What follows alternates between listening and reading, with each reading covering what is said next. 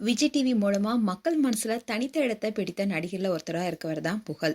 எப்போதுமே சிரிப்பு, நகைச்சுவை, எளிமை என்ற அடையாளத்தோட ரசிகர்களை மகிழ்விப்பாரு. இன்னைக்கு அவருடைய வாழ்க்கையின் மிகப்பெரிய துக்கத்தை எதிர்கொண்டிருக்காரு. நடிகர் புகழுடைய தந்தை காலமானதாக தகவல் வெளியாகி இருக்கு. இந்த செய்தி ஃபேன்ஸ் மத்தியில பெரும் சோகத்தை ஏற்படுத்தியிருக்கு. இந்த துயரமான தகவலை புகழ் அவருடைய சோஷியல் மீடியா பேஜ்ல ஷேர் பண்ணியிருக்காரு. எந்த பெரிய விளம்பரமும் இல்லாம மிக எளிமையாவும் மனமுடைந்த நிலையிலும் அவர் வெளியிட்ட அந்த பதிவு பலரையுமே நெகிழ வச்சிருக்கு. அந்த பதிவில் அவர் என்ன சொல்லியிருக்காருன்னா, என்கிட்ட சொல்லாம எங்கேயும் போக மாட்டே தெய்வமே, இப்போ சொல்லாமையே போயிட்டியேன்னு ரொம்பவே உருக்கமா போஸ்ட் போட்டிருக்காரு. ஒரு நடிகரா மக்களை சிரிக்க வச்சிருக்காரு புகழ்.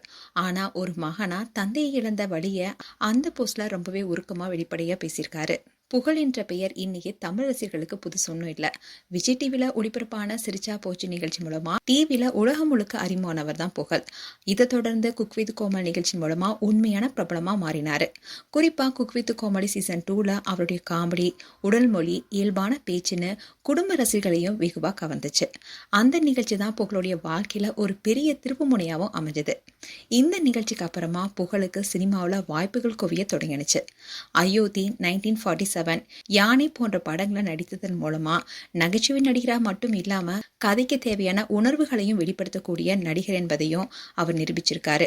சின்ன திரையில இருந்து வெள்ளித்திரை வரைக்கும் பயணித்த புகழ் அவருடைய கடின உழைப்பின் மூலமா இந்த இடத்தை அடைந்திருக்காரு என்பதுல எந்த சந்தேகமும் இல்லை. அண்ட் புகழ் இந்த வளர்ச்சிக்கு அவருடைய குடும்பம், முக்கியமா அவருடைய அப்பா முக்கியமானவர்னு பலமுறை பேட்டியில சொல்லியிருக்காங்க. சாதாரண குடும்பத்திலிருந்து வந்து இன்னைக்கு தமிழ் சினிமாவில் ஒரு அடையாளமா உருவாக்கியிருக்க புகழுக்கு அவருடைய அப்பா தான் முதல் தூணா இருந்திருக்காரு. இந்நிலையில தந்தை மறைவு செய்தி வெளியானதுமே சோசியல் மீடியால ஃபேன்ஸ் பலருமே அவருக்கு ஆறுதல் தெரிவிச்சிட்டு வராங்க. வலிமையா இருங்க, உங்க தந்தையின் ஆசீர்வாதம் எப்பவுமே உங்க கூட இருக்கும்னு சொல்லிட்டு வராங்க.